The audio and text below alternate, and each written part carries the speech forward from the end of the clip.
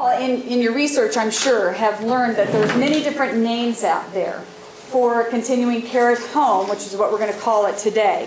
But you may see life care at home, and sometimes these names distinguish what is different amongst these different organizations. CCRCs without walls, I've seen assisted living at home, virtual communities, virtual CCRCs, and then there's the village movement that Suzanne represents and we'll talk about in detail. What I have seen in my experience are that these organizations have many similarities, but they also almost have equal number of differences.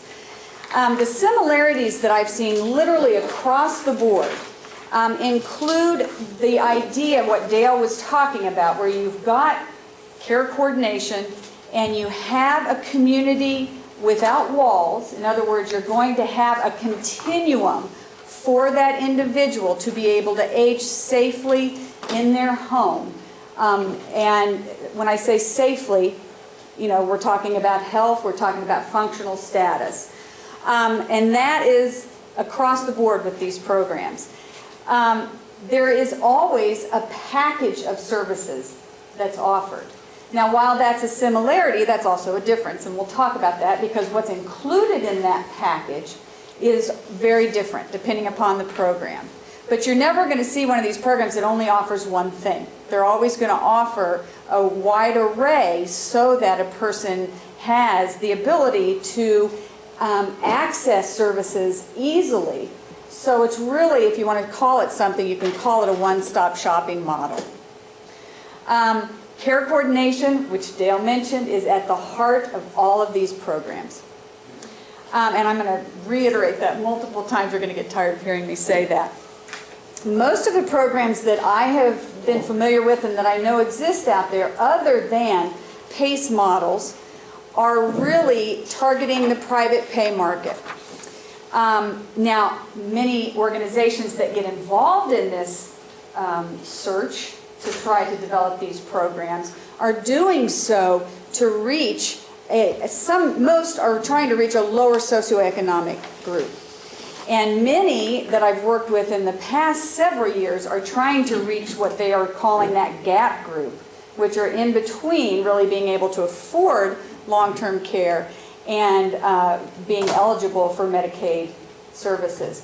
I can't tell you, as I stand, that anyone has been successful at truly reaching that gap group. I've got some that are in development right now, but none successful yet. One thing that is across the board a truth for these programs is that they tend to be inexpensive to develop. I'm talking to a lot of facility-based folks here, and we know when we build facilities, we're talking about multi-million dollar outlays in order to build the facilities. And you really don't have to do that, and especially when you have an infrastructure like what Dale was sharing with us earlier.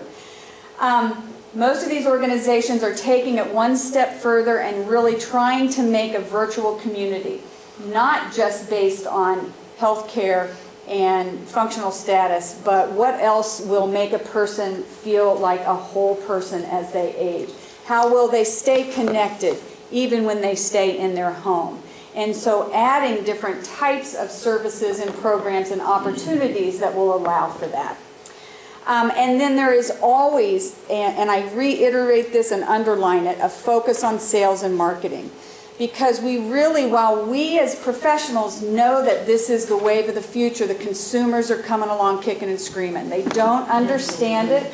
Research shows that consumers think Medicare and Medicaid are going to take care of everything, and they don't need to think about their long-term care, and most wait, as we all know, until it's very late. So that focus on sales and marketing is one that, especially in the early years, is almost all-consuming. And it's one that requires a lot of educational sales. This is what you may need. This is why you might want to join this. Or it might be this is what you need today, depending upon what kind of program you decide that you're going to develop.